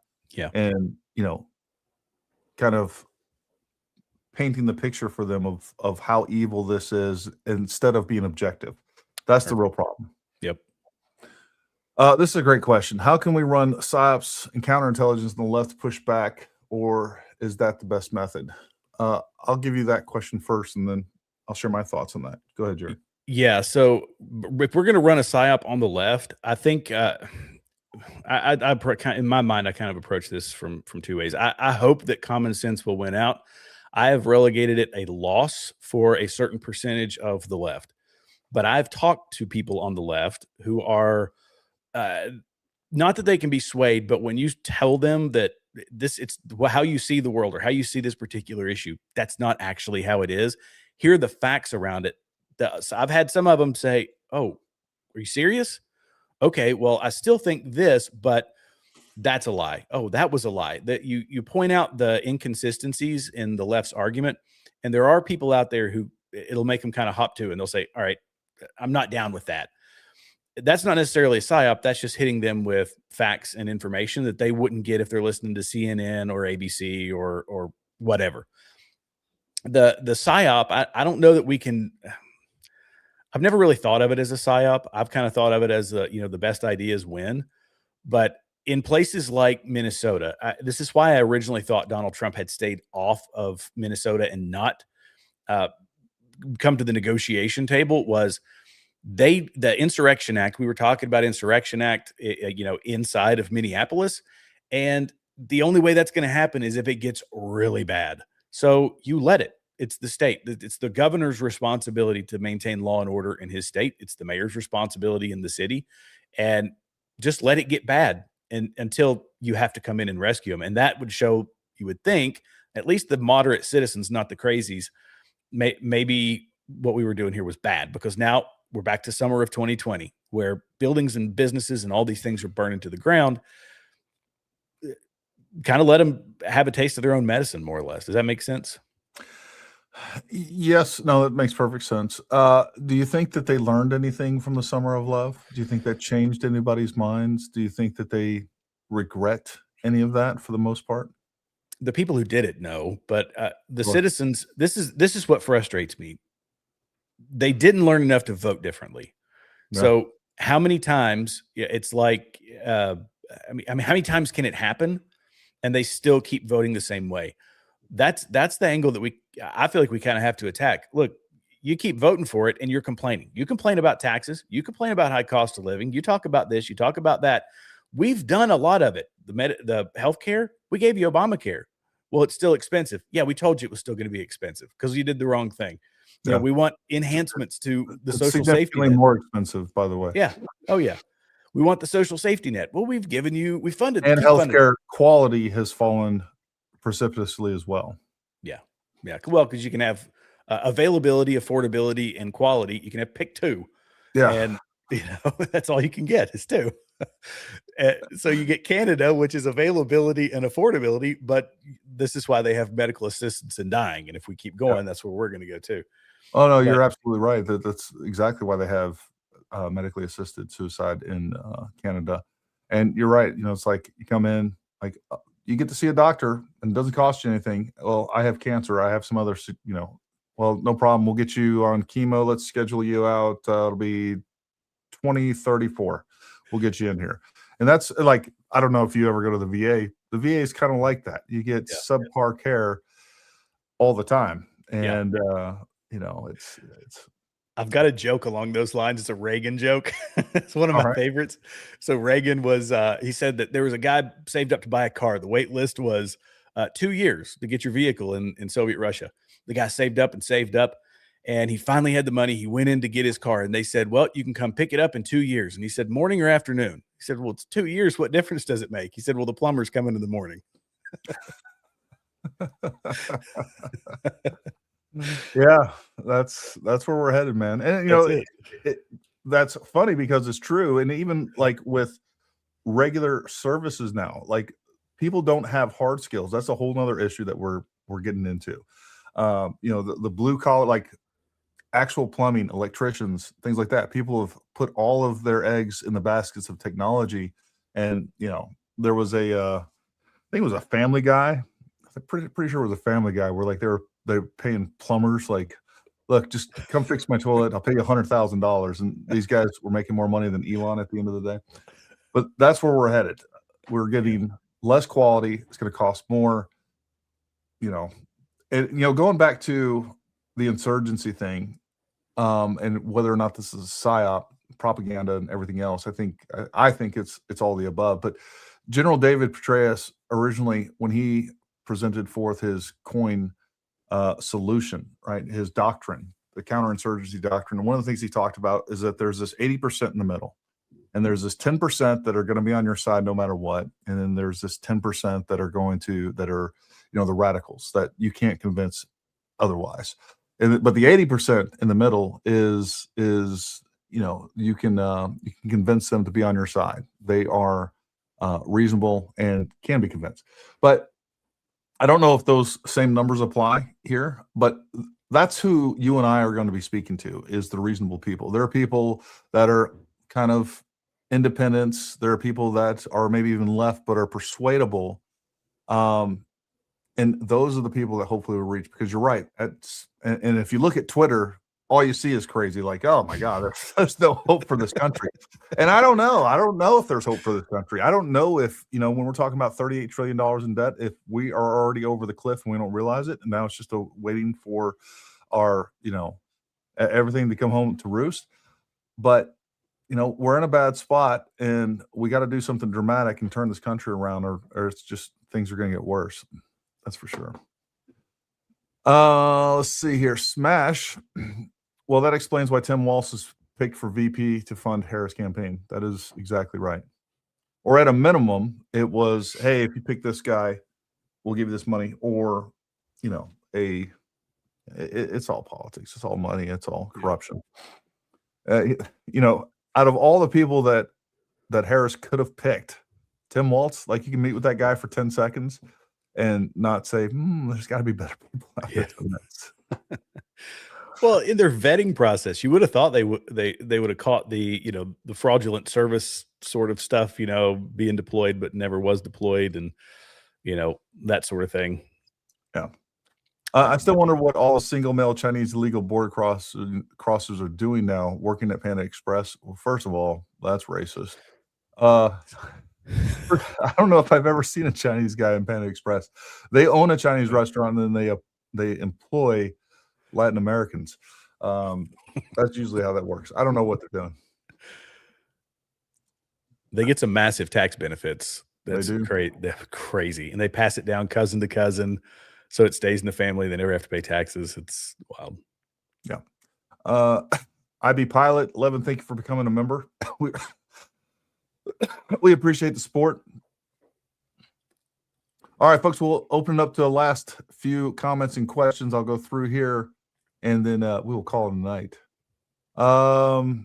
There was never going to be an easy way to do this. Unfortunately, you can't undo what Biden did and expect to be easy. I agree. Like, we knew this was going to happen. This was part of the analysis. This was part of the calculus when they were letting all these people in. They knew they were going to leave future generations with this problem to solve, and it's not easily solved. I mean, are we going to actually start deporting 25,000 people per day?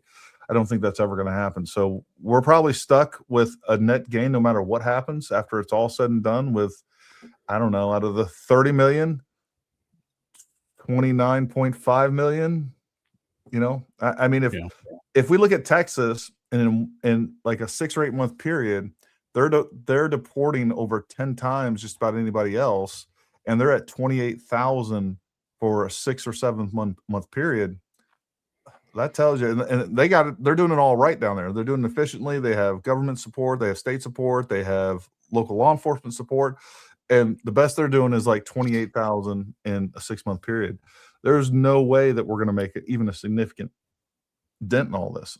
I'm not saying we should continue to try, but I mean, the problem that we're having with this, that Republicans are left with is, I mean, that's why they did it.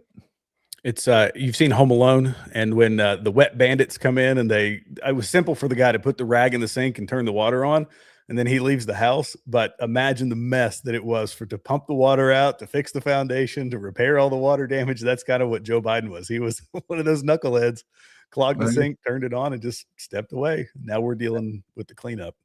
Yeah, no, you're exactly right. If the right accepts Tucker and Fuentes, there's no hope for MAGA because the kids' states won't vote for either side or will go back to voting blue. That's a whole nother ball of wax. I was actually listening to a Twitter space today on that exact issue and the damage that Tucker's doing. Man, I think I was probably until about a month ago, I was in denial. I've always loved Tucker so much. I was holding on to the last glimmer of hope that possibly he would right the ship and like, I'm just joking. I don't believe any of the Egyptian plane bullshit, or, you know, I'm not actually as anti-Semitic as I sound, and come back to the fold. It's just, he's doubling down and it's getting worse, and there's no excuse for it. And you got to call it for what it is. I'm in the same boat you are, Gary. Yeah, that was that. You know, going back to one of these comments that I heard earlier that we talked about at length. It was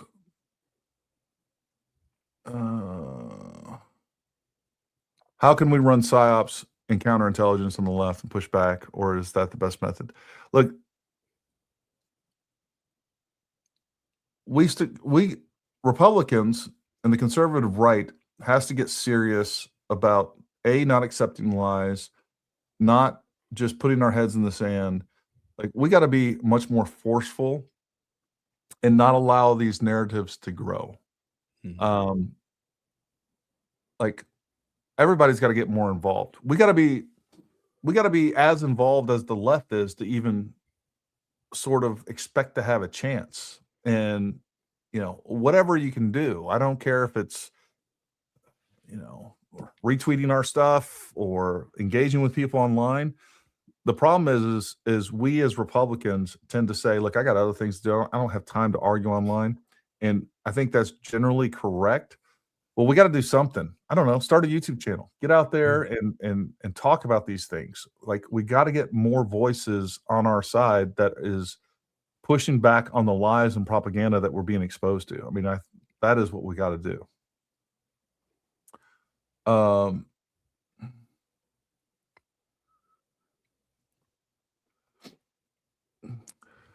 Dev Dog with Jesus. Jeff is pretty was writing, then a lot more people would die at the hands of Ellie and USMC. If that was him personally writing, then everything is lost because kill, right?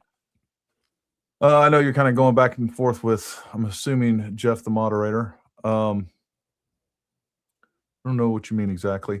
Look, I don't think that we need to call in the U.S. federal military. Whether we call in National Guard, I think, is the right answer for some of these issues. I do think that we're getting to a tipping point. Well, what's your thoughts on that, Jared?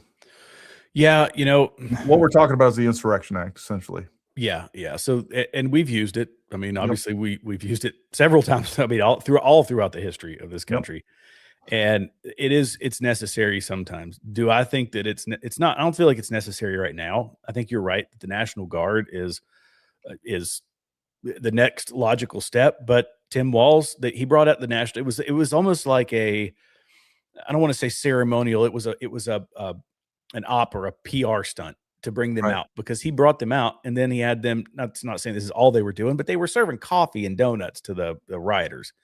I don't know if you saw that video or not. I did. Yeah, no, I did. Ridiculous. It's a waste of their time and waste of what they should be doing. It was like 30 of them. Like, yeah. Well, and then the reason he said he was bringing them out was to protect the Whipple building, I believe, which is their federal building.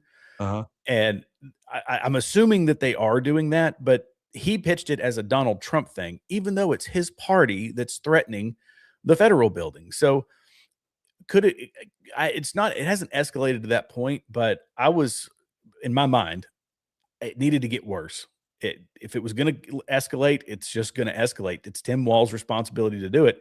And I'm glad Trump didn't jump the gun and, institute the Insurrection Act and send active troops in there, because it looks like they've negotiated it back and all of that. So somebody in the chat was saying that Tim Walz and Frey have now said that they're not going to be working with Trump. I haven't been able to confirm that, but I'll definitely take a look at that. That doesn't surprise me.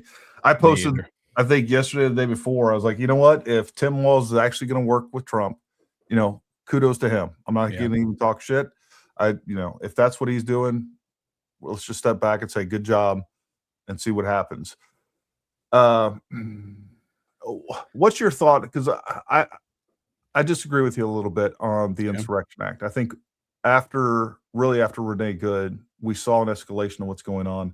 I do think there's an argument to be made for overall prevention, right, and to mitigate this before it becomes George Floyd riots again. Sure. Going in and establishing law and order and letting people know that, like, hey, you're not gonna act a fool out here. You're not gonna completely destroy the city. You're not gonna terrorize and attack federal law enforcement. We're gonna go in here and establish security to prevent that from taking place to begin with. Mm-hmm. What's your thoughts on that? Yeah, I just think, but I hate to say this because it kind of sounds like a political answer, but the optics are going to be horrible. But I guess now that I think about it, law and order is far more important than optics. Like, optics be damned. You've got to have. Well, I think you've got to have law and order. What's worse optics than people getting shot? Because I think here's the part of the problem. The reason that they're attacking ICE is because there's relatively very few of them. Yeah. And they got a motorcade, probably 3 to 4 vehicles, separate motorcades throughout the city. They're tracking these separate motorcades. They have their license plates, and they can take a mob and ascend on these guys and just do what we see being done, attacking them, kicking out their taillights, attacking their hotels that they're staying at, attacking their vehicles while they're at hotels, everything that we're seeing. Whereas I think if we had a show of force, it was like, hey, this isn't going to happen, and they had security, they wouldn't have a chance to have the optics. You know what I mean? I do. But I also think that, when he said, I don't know if you saw, there were some clips about this, that after Walz had said, I'm going to work with Donald Trump, we saw the clips surfaced, tons of them, of Minnesota, Minneapolis police actually in riot gear and going out and doing things, which they weren't doing before. True. So we know they're holding back. And I don't feel like that threshold had been met. Like, what is, because you've got to go past, I believe, the local law enforcement, state may have to get involved based on jurisdictional things, how they can get involved in riot control, and the National Guard. And then that final layer would be the military. And Tim Walz had pulled them all the way out. He put them back in. Now, if he keeps them in and it's still out of control, I feel like that's when, Big Army or whoever needs to come in and actually lay the law down. But I also believe that when that happens, I don't want to go back to saying optics, but I could just imagine the violence ramping up. It's going to be the military in there doing that. And when there is a violent confrontation between, an active military member and a rioter, that's going to cause a ton of chaos. Not that it wouldn't be warranted if the circumstances dictated that take place, but I feel like the local law enforcement, state law enforcement, and then National Guard, once all that's played out in conjunction with ICE, then the military. Does that make sense, or am I kind of talking over myself? No, I mean, it's logical. I think no matter what, the left is going to exploit whatever's taking place, Yeah, and fairly effectively. And then, of course, when you have all of mainstream media, you got CNN, you have a long list of leftist YouTube channels and everybody else within social media, mainstream media. They're gonna create whatever optics they want, one way or the other. It's just how many people have to die, and or businesses are destroyed, or whatever else in the meantime. That's a fair point. That's a fair point. I don't know. Like, it's so avoidable. That's what bothers me about the whole thing. Why can't we just have the leaders of Minnesota enforce the law? Like, it's really that simple. It's it. That's it. But not only are they not enforcing it, they're inciting violence. And on top of that, they're letting those people know that essentially leadership all the way to the top of the state has their back and are encouraging it. So, well, we know it even back from 2020. Kamala Harris was bailing them out. So they've got a long tradition of top cover, and it goes all the way to the top, figuratively and literally, to the vice president and other people. She was, of course, she was the candidate back then. Was that right? When she was a candidate, she was bailing them out. Yeah. What's up, Gary? Why did I not get notified? Well, Mirada, I made sure that you would not get notified. No, I'm joking. Look, this is a constant issue with YouTube, especially. One of the things that I've heard, number one, if you haven't done so, make sure you go hit that bell icon, and then it'll have a drop down. If you hover over it, it'll select all so that you get notified no matter what. The other thing I have heard some people say is that if you unsubscribe, now immediately resubscribe. If you unsubscribe, resubscribe, and then go through that process, that is kind of, I don't know, started making it to where they were getting alerts correctly. Look, YouTube's no friend of ours. It is what it is. If you were Candace, you'd get alerts every 5 minutes before her show kicked off, but we're not Candace, and it is what it is. That's right. I think we were talking about that before the show, how so much of the stuff she does would be a community, it's a guideline strike for us or violation of their terms, and they just let it roll. No, look, Google is as anti-American as it gets. I think they understand, and they're anti-right as it gets. So they understand what's going on. They understand how effective Candace is at it right now, destroying the Conservative Party. Probably the most effective force out there, and they're gonna promote it. As soon as you go to the YouTube, every time I go to the YouTube main page, Candace Owens is right there. It's kind of crazy. Number 1 and number 2 search engines in the world. Is that right? Yep. Google is number 1 and YouTube is number 2. Oh yeah. Yep. I thought in my brain, I thought you were saying that she was the number 1 and number 2. Oh no. Search result. No. Yeah, I'm not. I wouldn't be surprised by that either.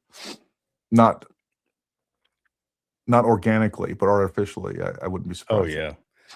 A lot of people are disappointed in Tucker Carlson. I don't blame me. Disappointed too. My husband was always despised Tucker, and I always defended him. I consider myself a pretty good judge of character, but I lost that argument. See, just remember, your husband's always right. Husband's always right. He's like, I unfriend you. That cost you a sub right there.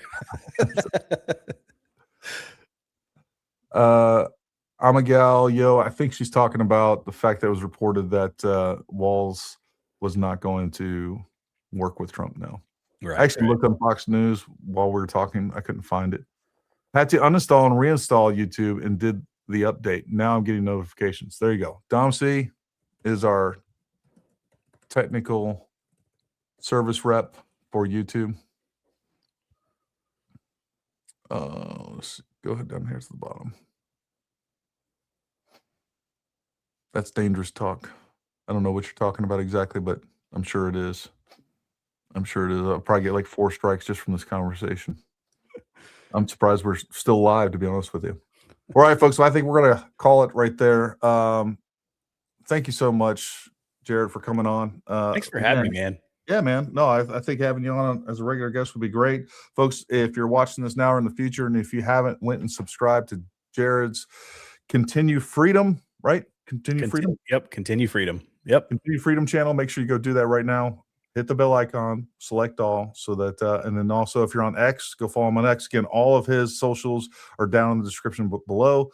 Make sure you go down there, follow him on all the different socials, retweet his stuff, share his content, and of course, do the same thing for us. It means a lot to us. That helps us out big time. I think, again, if we got several thousand people that are sharing our content on a regular basis, it's just going to continue to grow. And I think that's like, there's this weird thing, and I've experienced it as well. It's like you almost feel like you're doing something, or I'm always resistant to subscribe to somebody or hit the like. I don't know why. Like, it costs you anything. All this stuff is free, folks. It's free. It doesn't cost you anything. You just get in a habit, retweet. Oh, look, this is another great video that they put out. I'm going to share this on my other social media. Hey, go check out Gary. Go check out Jared. They're good Americans. They are helping to, I don't know, push back on the left, push back on the lies, and continue to promote all things that are American. That's what we're all about. Leave this country better than we found it. Yep. Our kids have a long road ahead of them. All right, folks, listen, thank you for tuning in. We appreciate you very much. And until next time, stay armed, stay ready. We'll talk to you soon.